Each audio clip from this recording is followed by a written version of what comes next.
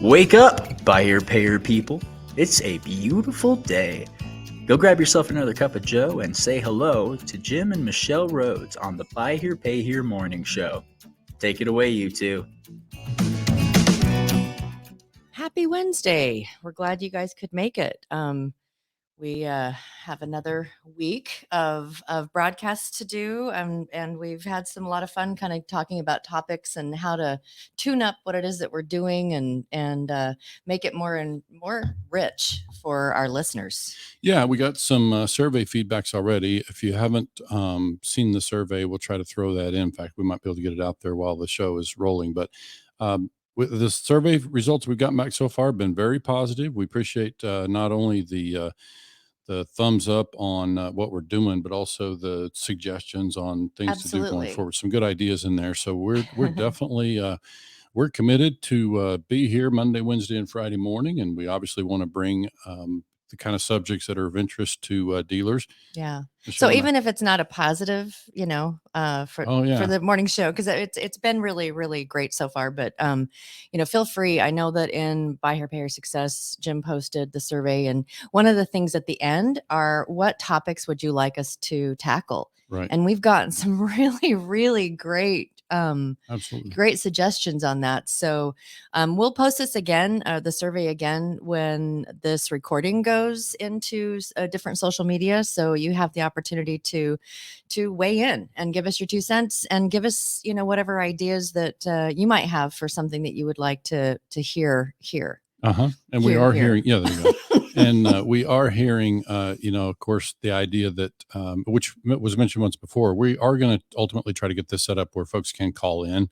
There are some technical maneuvers that we have to make in order to create that situation. But we expect to get there and be able to allow people to call in and ask their questions. In the meantime, throw them in the chat box there. Absolutely. And don't forget to say hello. If you'll let us know what state you're listening from this morning, we'd love to hear that. And I got to tell you, this is White Hat Wednesday. We expected Russell Moore this morning. He's not connected. I wonder if he's on, if he realizes it's on Eastern time. I'm texting him, and I know he's vacationing in a different time zone, he may join late. But we look forward to having him. If it doesn't work out for him to connect today for some reason, then obviously we'll have him at a future time. But he's Russell is well known for those of you that might be listening through the BHPH Success Group in Facebook. Many of you know Russell because he's the kind of dealer who's really a great mentor. He takes the time to chime in on conversations, and especially with new folks, he's got words of wisdom to contribute regularly. And so many of us know Russell that way. And of course, he's been in the industry for some time. He's in South Texas, Conroe, Texas. And so he's, again, somebody we want to give a nod to as somebody we view as a white hat dealer. Absolutely. We certainly know Russell well enough to know that he kind of fits in that category of what we call the white hat. Yeah. Right. And just in case he doesn't make it today, we will either record a broadcast that we can put out there for people to be able to listen to, or just reschedule him to come on another time. Right. And it's, I said at the beginning, it's like, there's a lot of things that we're learning. And one of those is like time zones. Yeah. We're on the Eastern time zone, and it's been funny being on the Eastern time zone. We're heading to NIADA. We are broadcasting live, by the way, from NIADA in exactly 2 weeks, which means those of you who, speak time zones, that's Pacific time zone, which is 3 hours earlier than Eastern time zone. And we start at 9. So we will be broadcasting live 6 o'clock in the morning. Pacific. She says that like it's going to feel like 9 a.m. to me. So it'll still be dark, I think. Well, will it still be dark? It'll be the same time of day for our listeners as it always is. Well, it's been funny because, usually when you go to these conferences, it's like, hey, let's do dinner. Hey, let's da-da-da-da. And so when we've had friends and colleagues say, hey, let's do dinner on Tuesday night. And we had one that was like, let's do it at 8:30 Pacific time zone. And so we're like, oh, that sounds great. And then Jim and I were looking at our calendar and it was like, that's 11:30 for us. So we had to decline. Right. Thank you so much for the invite. But so when we say we're going to be broadcasting live at NIADA, we will do our normal 6 o'clock, or it'll be 6 Pacific, our normal 9 o'clock time slot, and we will do an extra, like a special time slot for while we're at the conference. So we'll go live, and I think it's like at 9:30 Pacific. Right. Yeah. And we'll have a half an hour time, and it's been really great talking to the people, the folks there that are putting together this whole thing, and how they're like, what do you need? And it's going to be fun because apparently we're going to be something like in a room with a few other people that are going to be broadcasting, like our friends at the Independent Dealers Podcast. Right. And so, those of you who are going, it'll be kind of in a breakout type environment. And so we're looking forward to, Bill, it is early. Yeah. Buenos dias. Bill's like, wow. 6 a.m. in Vegas. Yeah. We're not the type of people that go out on the town. Yeah. And when we go to Vegas for different conferences, many of you at the conference will just be coming in at the time that we're starting our broadcast. So stay out all night at the tables. But buenos dias. Amanda's here too, and we've got Todd Oden from Alabama. Yeah. And Tommy's here. He's listening in.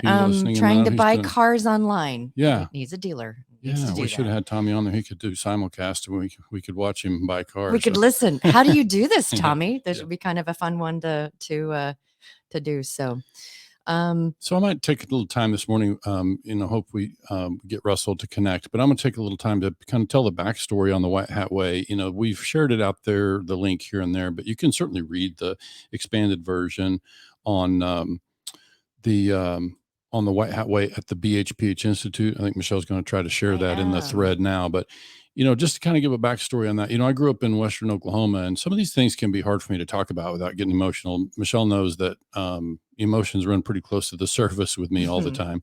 But then this particular subject is just kind of goes back to my roots and some of the people that I grew up with, including my own grandfather, who was a pure cowboy. I wish he'd been around when we met, because I really would have loved to meet him. His the family name is Trujillo. He was the head cowboy. They called him a foreman, but he was the head cowboy. Had a bunkhouse full of usually about a dozen cowboys on a 50,000 acre cattle ranch, and he was the consummate, caballero, the true cowboy, and he always wore a white hat. He had his straw hat out on the ranch, and he had his felt hat for church on Sundays, and it's just something that really has always meant something to me. You see the white hats in the old Western movies, and those are usually the good guys, in the movies. So that's how that kind of came about. I've always kind of associated white hats with the good guys, and that's what we're trying to spotlight, with this whole White Hat Way concept, and just the way to treat customers and how to kind of implement ethics into that, and it's about being the good guys in your community. And we've as we've been developing this and talking about, so we want to be able to give, especially on White Hat Wednesday, the same kind of information, the same kind of nuggets from the dealers that we have on there. And so, we've already got a list of questions that we are going to ask each of them. Some of them are like, what's your favorite part? What's your not so favorite part? Sure. I really enjoy those kind of questions because it kind of, it adds some contrast. Right. And so we know some of the things that we need to either figure out how to make more fun, sure, or whatever. And I've shared the story out there before, just quickly on that, thinking about what people like about it. I remember talking to a dealer years ago, and again, people have heard me tell this story, but I never met the guy, but I talked to their dealer, and he was, they'd been many years in business, had a franchise operation, and he just basically shared with me that, they had a very successful buy here, pay here business. They had, maybe 500 accounts or something, and had a good amount of cash flow. He said, Jim, we own our real estate now to the benefit of our buy here, pay here operation. And we actually enjoy incoming cash in our franchise store from our buy here, pay here operation. He said, but really what I love most about this business is just that we're helping people. Yeah. Yeah. And that's like key for us when we do an initial discovery call, or the initial call when we're launching a new a new contract with someone, and we do that in-depth discovery call, that's one of the questions that we ask. It's like, why are you doing this?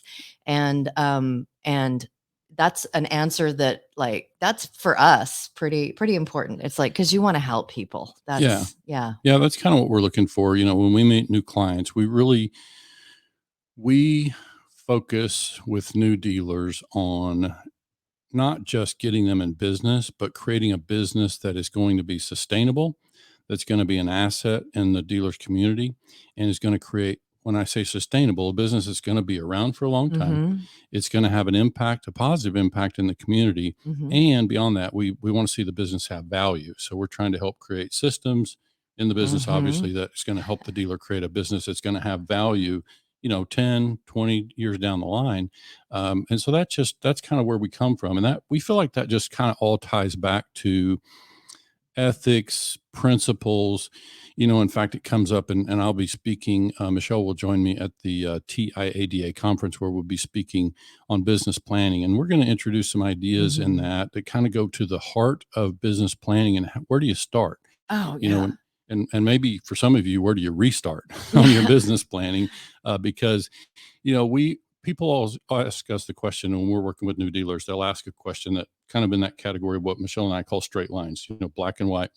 Straight lines and squiggly lines. Yeah. So straight there's lines. Policies and procedures type of stuff, which is, you could describe it any number of ways. Black and white. It's kind of it's the more kind of more rigid parts of the process of, how you run your operation, how you do the things are more your straight lines. The squiggly lines are more how you bring it to the customer, how you, people can have a policy about this. Well, how do you articulate that? Yeah. So imagine the question. We got a brand new dealer who's never been in the buy here, pay here business at all, maybe never even in the car business. And they're asking Michelle and myself questions like, where should I set my interest rate? How much should I mark up my cars? And so I'm always having to try to answer those questions. She answers it with a question. Yeah, typically I do. Yeah. And it always kind of goes back to this white hat way. It's like, who do you want to be in your community? How do you want to be known? If you bump into your customers at the grocery store, going back to the Tommy stuff that we talked about with Tommy Brandis, it's when you bump into your folks at the store, is it a warm hello and you like each other, or how do we feel about each other? Do you want to even be recognized in your community? Yeah, right. And so those are the things that's why we sometimes answer those questions with a question, and why we ask our dealers to really start with an understanding of what we teach in terms of the white hat way is kind of foundational for us. It's like we want to help dealers create businesses that are going to be around a long time. And so it's not a great business for those that are short-sighted. If you're selling your paper off to somebody else, that's one thing. But if you're going to originate your paper, close the deal with the customer, collect those payments from the customer for, what used to be 3 years, now it's, 4 and 4.5 year contracts. If we're going to have that kind of relationship with customer, then we really need to think long-term. And when you think ahead to how would we need to treat that customer in order for them to do business with us again, as that contract is winding down and we now have new and shiny cars on the lot, are they going to trade in and do business with us again? Are they going to be with us, for multiple cars and perhaps multiple generations, as Tommy talked about? So this is why we kind of come at these questions with a question. It's like, it's important to first understand, kind of the foundational principles. And I guess I'll go ahead and give a teaser. I'm writing an article soon that'll, be distributed in various channels. But years ago, I wrote an article. I need to figure out when I wrote that. I need to go find that archive. Oh, it was well before we met. Yeah. It's been probably 10 years ago. I wrote an article called The Third P. And I meant that because often when people in business in general, but buy here, pay here, when they talk about P and P, they're talking about policies and procedures, right? So that's typically that kind of that straight line stuff that we're talking about. And I introduced the idea of the third P, really, that you have to think about in order to write your policies and procedures well and to create this kind of sustainable business I'm talking about. You start with philosophy. Okay? What is your philosophy? Yeah. And I know that's the question. I had to look how it do up. You want to be known? It does not start with F. Just for any of you who may not be awake yet this morning. Words. So yeah. So the third P was philosophy.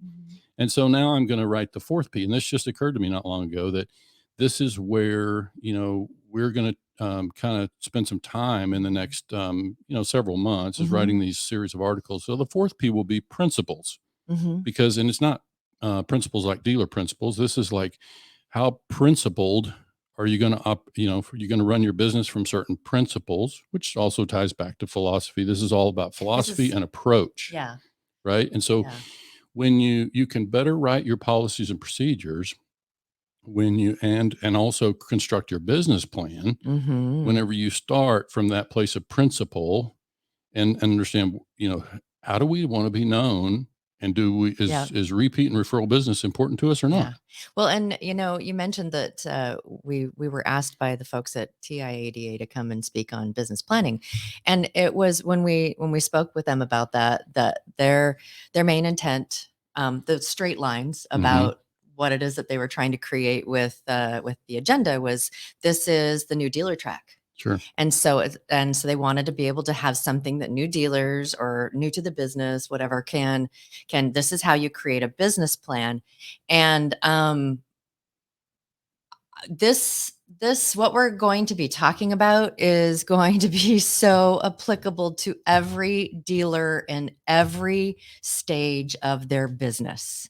Every dealer in every stage of the business. So, if you want to be able to kind of get a little bit more of an insight about what we talk about with some like the principles, right, the philosophy, then come in and have and join us at TIADA. Please. That's going to be, we feel good about the kind of the approach that we're going to bring to that session, because it will help dealers to maybe rethink their business plan a little bit and kind of how they want to model, because the numbers, the numbers are the numbers, but to create the plan that we want and have the business have the look and feel that we want in 3 years, that might be a little different number here or there than what you currently have in your business plan. So that's what we want to introduce, this idea of, to really get the numbers right. We probably need to take a good look at, how do we want to be known? So this gets into all the soft stuff that Michelle and I, we really quite enjoy taking on these things, like, creating a vivid vision in your business and creating culture in your business. That's such a kind of a, nebulous thing to think about things like culture, but in reality, there are some very specific things that you can do to start to facilitate an improvement in culture. And that can be your, that was actually one of the things someone put on a survey. That's true. Talk about culture. Yep. Yeah. So, and we're prepared to take it on. Like I say, it's a subject that is, it's hard for many to grasp. And, I have to say that for the longest time, I found it challenging myself, because I was in a circle of entrepreneurship back in Utah and met a lot of great entrepreneurs. And there was a lot of talk about culture, what we used to call team chemistry, and maybe the new word is culture. And so it's really the same thing. We're creating chemistry. And really, this also applies in that you think about your business growing, and many of you are out there with, multiple location type of operations. How do you create the kind of environment and culture that helps you feel like the people that are out there on the front line greeting your customers on lot number 1 and lot number 3 today, how close is what they're saying to the customer to what you would say if you were standing there yourself? So this is where culture starts to tie it all together from top to bottom. And so we can call it culture, chemistry, philosophy. There's a lot of ways we can go about this, but if we get that part right, then the chances are much higher that the people out there at the front line are saying things in the way that we want to say them. And so this is it's a really important element. Exactly. And, I know that many of you know Jim as the numbers guy. He's the one that does collection efficiency and all of the numbers thing. Really super, super talented, has just some very rich information. So those of you who are thinking business planning that we're going to be talking numbers, you're right. We will be. We're also going to be talking about the other pieces of that. So those of you who just want to hear the numbers, come. Right. And those of you who want to hear the way that we're training and we're teaching new dealers to be able to enter the business with the third and the fourth P, please come and join us. I just wanted to, we're a little bit past halfway through. I think that Russell had a time zone miscommunication. Oh, yeah. So those that he are tuning hasn't in joined us. expecting to find Russell, we'll get him on a feature. We will, absolutely. And so I've put up there on those of you who are kind of watching via video or whatever, the link or the website for the White Hat Way. So if you want to go ahead and read that and kind of get a better idea about what it is that we're going to be talking about on Wednesdays. Wednesdays are White Hat Wednesday. Thank you, Tommy Brandis, for the suggestion.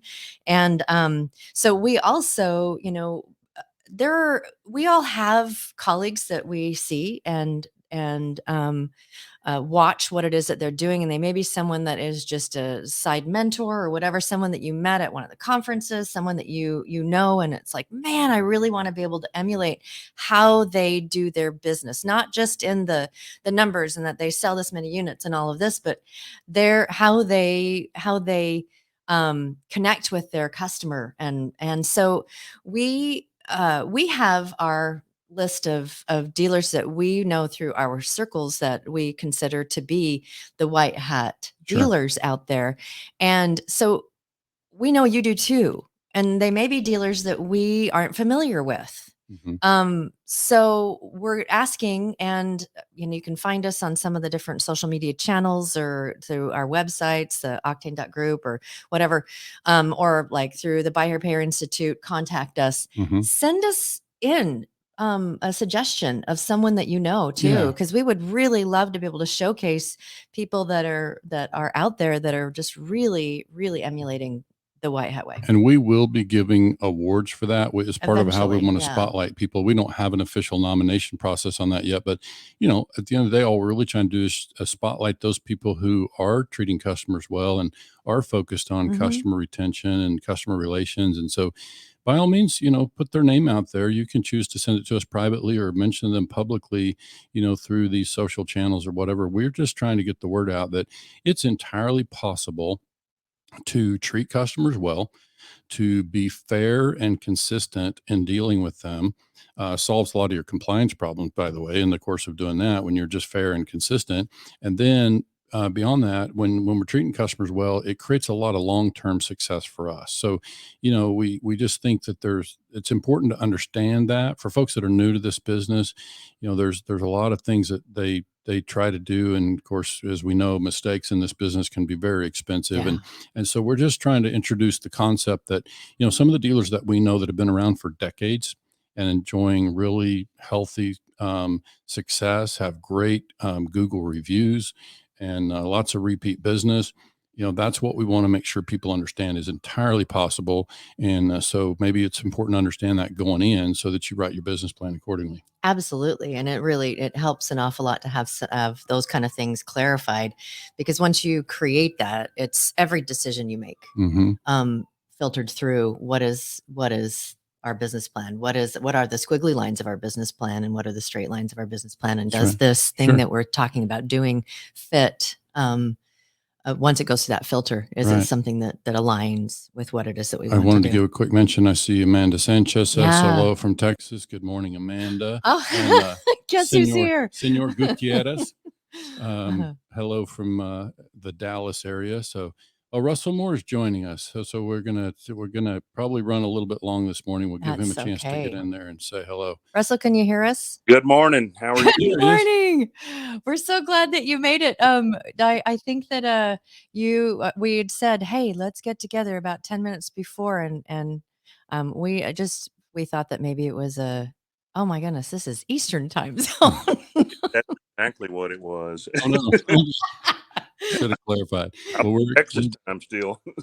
You're what? Still on Texas time. Oh yeah. There's a song about that, I think. Yeah. And Tulsa time too, Oklahoma. Hey, so thank you. And then it sounds like you probably just like, oh my gosh, got on real quick, and we don't want you to feel too rushed or anything. This is like super casual, and we know you as someone that really emulates some of the things that we've been talking about with the White Hat Way. And so welcome, Russell. Well, thank you. We've had multiple conversations. I know I've seen you guys at a ton of the conferences, and I think our conversations have always aligned, and we think the same way. So I appreciate you guys for having me on. You're Listen, welcome. if you're thinking the same way I am, you're in trouble. So. And I just wanted to say, Russell, you've got a great radio voice. Yeah. I'm glad you got in here. Let's hear that great Texas dialect. Uh-huh. So Russell, just kind of recap, we've covered kind of the White Hat Way and gave some background on that. And we're really talking about how we're trying to showcase for all, especially new dealers. We're always mindful of new dealers. We work a lot with them, and you're always really generous with new dealers out there in the social media groups, the Facebook group in particular, BHPH Success Group that we're part of. You're really good to make time and kind of share, be a mentor of sorts. I love reading your comments. Yeah, for sure. Yeah. So that's kind of why we know that you kind of do business the White Hat Way. And so we're thrilled to be able to introduce you to folks who may not have met you yet. But we had some questions for you. Maybe Michelle, if you got a few of those you want to run through with him.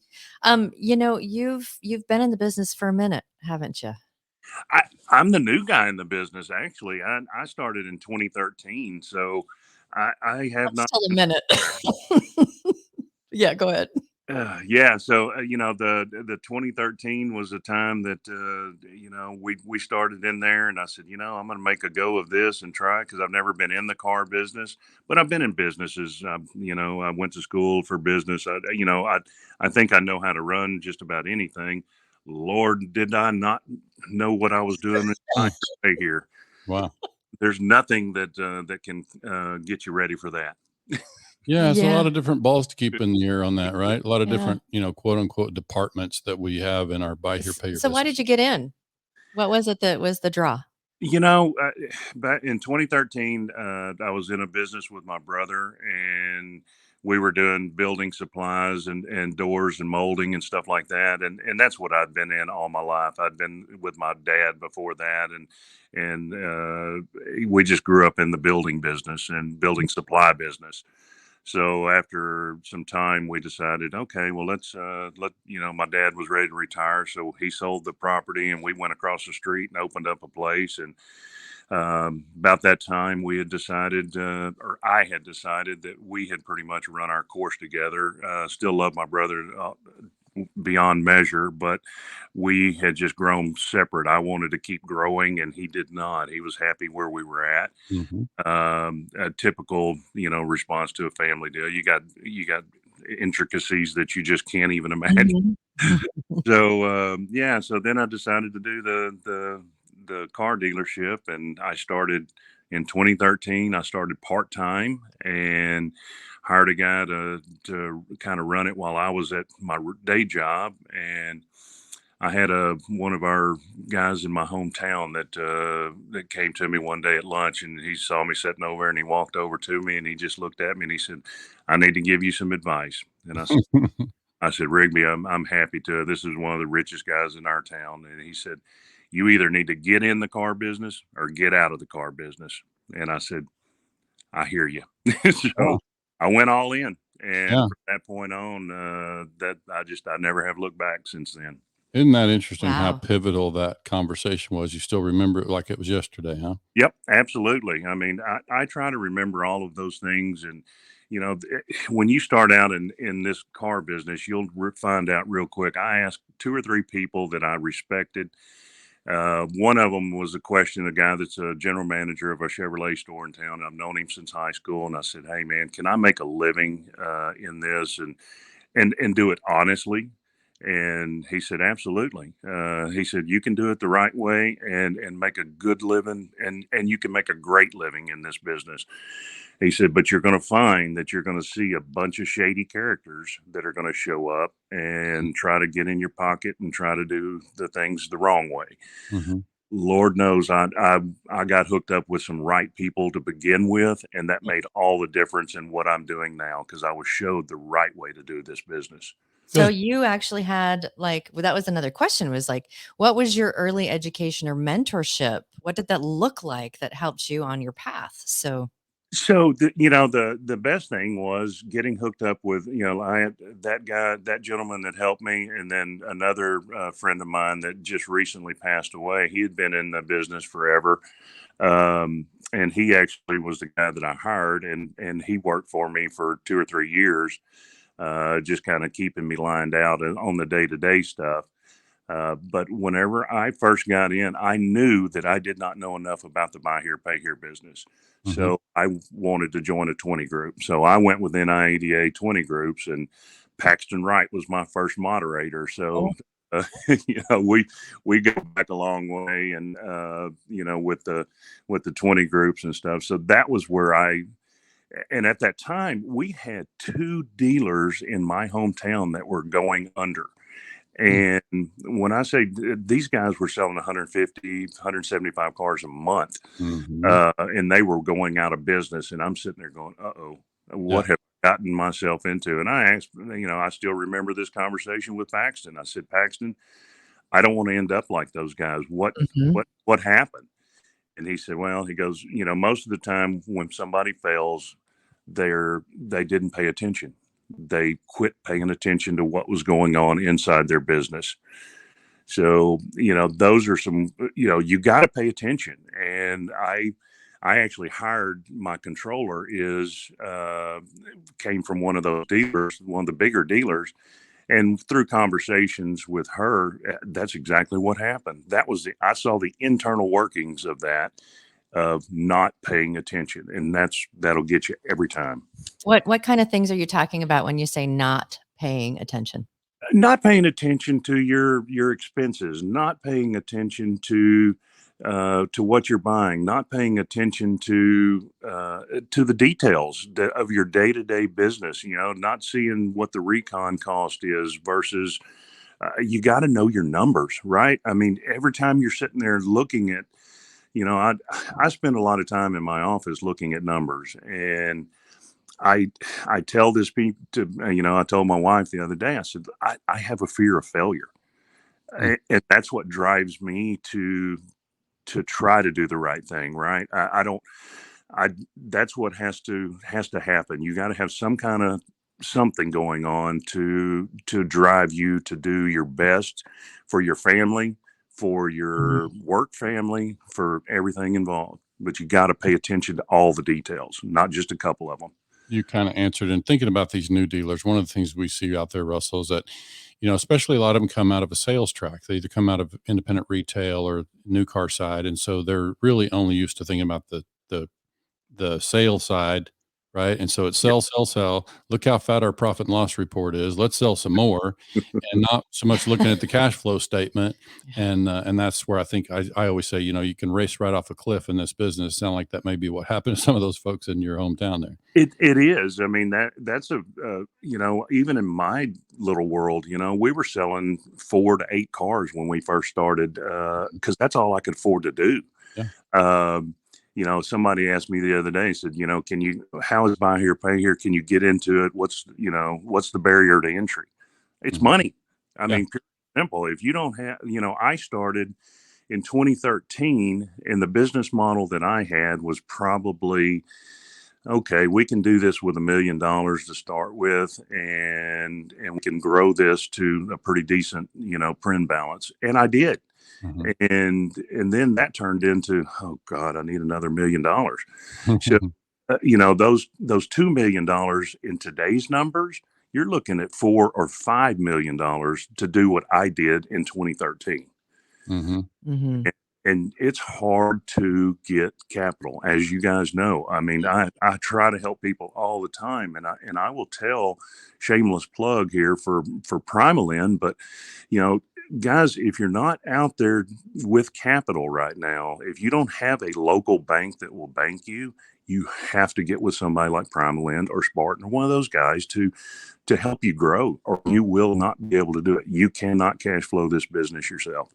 Yeah, there's some real math in there, and we can't get around the numbers, right? I mean, you just need a certain volume to make it make sense. And so, we've talked about some of that stuff in some of our education, but yeah. And I also was going to circle back and give a shout out to Paxton, because I had forgotten when you said Paxton Wright. Many of those that were listening know Paxton, but he's currently with Primalin, and he was, I'd forgotten that when I met him, probably somewhere around 2013, 14, that he was a moderator before Yeah. that. So yeah, that's good stuff. But yeah, the money part is so important. You got to be able to plug into some. It's what we call in just in general in business. It's like the fuel that goes in your tank. I mean, you can have a pretty shiny car, but unless you can put fuel in that tank, it's kind of hard to get anywhere. So. And you can equate that back to right now. I mean, gas prices are out of control right now, right? Mm-hmm. So the car prices are out of control. So it goes hand in hand with what you're seeing right now in the world. So for sure, everything gets more expensive as we go. Yeah, takes dollars. Yeah, absolutely. Okay, so Russell, what is your favorite part of this business? I like it all. I'm a glutton for punishment, I guess. I do. I love talking this stuff. I love the life of it. I mean, the dealership life is cool. I have enjoyed the camaraderie that I have, with people, getting to meet the new dealers. That's what drives me as well. I just enjoy that aspect of it. The working in the business is fine. I started out, I told everybody I didn't want to be a used car salesman. I wanted to be a used car dealer. And what I mean by that is I wanted to sit back in the big office and drive the whole traffic. I wanted to be the puppet master, basically. Yeah. And that's where I think a lot of the new dealers that are coming along are missing the boat of when they just have one or two employees. Yeah.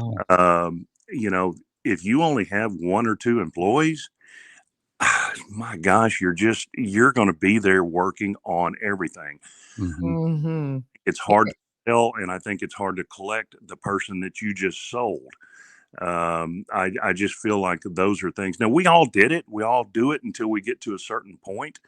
But I do still remember when I go, man, I wish I had 100 notes. I wish I had 150 notes. I wish I had 200 notes. I still remember those milestones, and I remember the struggles that I had trying to reach the next milestone. So I still enjoy everything about it. Maybe it'll come a time when I don't, but as far as now, I still like every aspect of it. Well, you wouldn't if you had a lot of customers mad at you, you probably wouldn't enjoy being in the dealership. So that tells us a lot right there. Which I want to talk about the customer relations side of this. Like, give me a sense of what a day is like in there, in your business there in Conroe. Like, how do you approach customer relations, customer service? Well, that's always I'll give credit for me changing, probably my business model. Probably a couple of years ago, I changed up a little bit of it. There was one of my 20 group members, Jeff Wilkinson. I remember at one of our 20 group meetings, he gave a big presentation and he said, find reasons to say yes. Right. That was like a light bulb moment for me. And so I've always done, reinsurance and all of those things to try to make money and all that. Well, I had to change my way of thinking whenever, I find reasons to say yes. So a day and typical customer comes in, they're mad as heck and they want to scream and yell at everybody. Well, what can diffuse that quicker than giving them what they want, right? I mean, that's the easiest thing to fix. You can defuse a situation quick by doing that. Yep. So that's what I do. I mean, that's what we and we try to do that within reason. Now, if it's abuse or something like that, then that's a different conversation. But that's exactly what I do with Michelle whenever she's. Exactly. I love the find a reason to say yes, and we've talked, Jim and I, we talk buy here, pay here all the time. That's what happens when you are married to your business partner, but I love it. Is that if it's something you can't do, then you offer alternatives. And, it's like, we're on the same side of the table here. And I want to say, yes, can't really do exactly that, but here's what I can do. And so instead of just like that hard no too, it's like, yes, We can help you. Mm-hmm. And here's how I think we can do it. Yep. I got 3 different ways to say yes. Yeah. You go ahead. Well, I mean, that's you have to be able to work with the customer, or you're not getting paid anyway, right? Right. So the key to it is, in my opinion, is the best thing that I ever did for my dealership was reinsurance, Yeah. and I have, I'm a poster boy for that, because I got as many ancillary products as you can possibly get in that, and I am Mm-hmm. funneling a ton of it in there. You know why? So I can have the cash when somebody comes in and says, "Man, my motor blew up." Okay, pull around back. Let's get you a new motor. Right. I don't have those problems anymore, and I can still remember when I had less than 100 notes, and I had a customer come in and blew up a motor, and it was the most horrible day of my life, because I was trying to figure out how I was going to pay for that motor. Uh-huh. So that meant I didn't have to. That means I didn't get to buy a car that week because I had to pay for a motor. So I remember those struggles, and Mm-hmm. I did not want to be there again. Yep, that's good. We're also big advocates for reinsurance. We see the benefit. And I always tell people, Russell, you probably could kind of sound off on this part of it. I would tell people, look, your reinsurance business should be profitable. You should be able to, put enough premiums in there that you should actually gain. And there's all kinds of great ways to use the money. But if you put the money in there and it was just cash neutral, you weren't really even profitable in there, but you saved all those charge offs and that translated into a lot of happy customers, that alone is worth a ton, isn't it? Oh, it's customer retention. I mean, Tommy Brandis mentioned that last week, or you did, one of you, and said, you spend $230 per car to gain a new customer. Yeah. What are you spending to retain them? Right. Why would you not spend that $231 per customer to retain them? Sure. You know more about that customer too than the new one.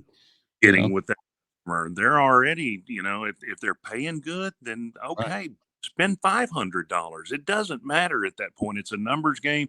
You're trying to keep the cash flow going. Right. And I also talk about the 10-year approach. When you think about that customer, if I can solve these problems today and say yes, then they could be with me for 10 years or more. So that's just a way to think about that. You're sitting there looking at all the customers that are coming in, and they'll, I've got probably the grandparents, the parents, and the kids. You got 3 generations of customers there, and I'm Yeah. not the only one. That is the typical. If you treat them right, they're coming back. Mm-hmm. Yeah. So I got to throw a quick mention in there, Russell. Somebody said they got to step out for a car auction. I'm just That's going to remind GR everybody. Yeah. Oh, nice. So glad you were here briefly, GR. So I also want to just say, folks can find these archived episodes once they're done. We're recording them, and you can find them on YouTube, and we'll have lots of other ways. We're now syndicated with the show too. Michelle, you want to tell them? Oh, absolutely. We are syndicated on all the major things. Spotify, Apple. Yeah, all of it. So sorry. Yeah. Russ. We digress. We digress. Okay, so you talked about your favorite part. Is there something that's not so much your favorite part? Service. I hate that is a common theme when we talk to dealers. It's great to have it, but it is. Yeah, it is. I mean, necessary evil. I mean, everybody does it differently. I've got a 6-bay shop back there, and it is, one of those things that just wears me out. I mean, we try to do the things the right way and try to do, because it's not a high volume shop. You go to some of these Christian Brothers or whatever, and they're, turning out, 30 cars a day or something. No, we're not that shop. But the struggles of keeping everything, my techs are great, don't get me wrong, but they need guidance more than I can give them, because I've never run a service shop, but I know about cars. I know I can get back there and point out some things, but it's trying to train service advisors. It's trying to train techs. It's trying to train, it's the people that make the service department. It's the people that make our businesses work. Mm-hmm. So it's just tough to be, to run that part of it, and the sheer dollars that run through a service department, and all of those things are getting higher and higher. I've seen my recon costs, go from 500 to over 1,000 now. So it's, I'm not alone in that feeling though. Yeah, I can tell. We can have you back sometime and we'll dig into that pretty deeply, because there's just a ton of stuff to talk about around the service side, especially as it relates to just customer support. Right. And that whole idea of saying yes. So yeah, we got a whole separate thing. We can talk about that and dig into that a little more deeply on a future broadcast. Michelle, you had other questions? I just, one of the last questions, and you already touched on one thing that you attribute to this. And so if there's anything else you want to add, well, and if Jim wants to talk about this, keys to success. And you mentioned reinsurance has been a real key to being able to say the yes, which is from what I'm gathering, is your way of measuring success. Can I say yes? But is there anything else? Yeah, I mean, that's part of it, right? I mean, that's just one of the pieces of the puzzle that I think is very important, and that helps you with the big business model plan, right? You're saying yes. So, the next part of it, I think we talked a little bit about mentoring, and that is, I love doing that because I have a couple of 20 group members that have done that for me, right? And that is huge. I mean, y'all may know, I don't know if Doug Lewis out of Pennsylvania, he's a big buy rider dealer, and he has been instrumental in trying to mentor me. And he may not even know it as much as I'm letting on, but when you can see another dealer's business model and see it in action and see where the success can take you, that gives you more motivation to, okay, if he did it, I can do it. And those are the things that you kind of got to look at. You look at a ton of different business models. You look at a ton of different, you got to have somebody to look up to. You got to have somebody helping you. I didn't get here by myself. I had tons of help. There's not an original idea in this group within reason. Everybody has stolen everything from everybody. And it's not a bad thing though, right? It's just not. Yes. I mean, that's the way we do it. We look at an idea and go, oh, I can do that. Well, I'm going to tweak it just a little bit and make it my own. But yeah, that's what we do. That's what makes this business great, because it may work in Pennsylvania, but it may not work in Texas. Right. Yeah. There's something to be said for that idea of being able to see it modeled out somewhere. And that's part of what this White Hat Way thing is also about for us, is like being able to have new dealers hear from dealers like you. So you can say yes to your customers, you can treat your customers well and still be successful. Like, I feel like there's this perception that we got to charge the customer to maximum and, all these things. And it just feels like that's a lesson that we can help spread. And we appreciate you joining to help do that. Did you have something else, Michelle? No, I think just a lot of really rich information and I understand how important a mentor is. And I, just from the things that we've listened to with you, Russell, that any dealer out there would be really fortunate to have you as a mentor. Can I expect that we will see you at TIADA in July? You will see me there. I will be at some sort of dealer panel. I'm sure we'll be, as a TIADA board member, I will be available to everybody. So even the Buy Here, Pay Here morning show, even the Buy Here, Pay Here morning show. Nice. I love it. Excellent. Yeah. Will you be at NAIDA? The jury's still out on that. I'm in Florida right now for a week, so I'm kind of waiting to see if I'm going to be able to fly to Vegas or not. Right on. When I get back, I got a 20 group meeting as soon as I get back as well. So I'll be in Nashville for 3 or 4 days. Okay. Nice. Well, depending on where you are in Florida, if you're close to our neck of the woods, we'd love to.